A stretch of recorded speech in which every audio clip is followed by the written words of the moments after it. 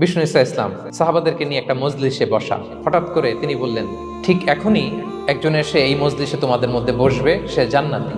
এটা শোনার পরে তো সব সাহাবারা নড়ে চড়ে বসলো, কিরে রাসূল সাল্লাল্লাহু আলাইহি ওয়াসাল্লাম একজনকে জান্নাতের অ্যানাউন্সমেন্ট দিচ্ছে, কে সে? তো দেখা গেল এক আনসারি সাহাবা প্রবেশ করেছে, তার জুতা দুইটাকে বগল দাবা করে, কিন্তু কেউ তারে চিনে না।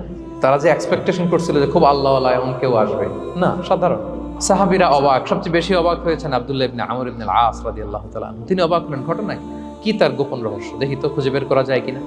তিনি ওই সাহাবীর বাড়িতে গেলেন, যে তখন তিনি বললেন, তিনটা ভরা মজলিসে বিষ্ণু ইসা ইসলাম তোমাকে জান্নাতি বলে ঘোষণা দিয়েছে।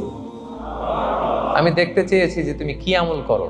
ওই সাহাবী বলে, আমিও জানি না, তবে একটা ব্যাপার আমি মনে করি হয়তো এটা আল্লাহর কাছে পছন্দনীয় হতে পারে। এইবার তো আব্দুল্লাহ বলে, ওই তবেটা কি বলে, যে আমি প্রতিদিন যখন রাতে বিছানায় ঘুমোতে যাই, আমি ঘুমোতে যাওয়ার আগে সবাইকে ক্ষমা করে তারপর বিছানায় যাই।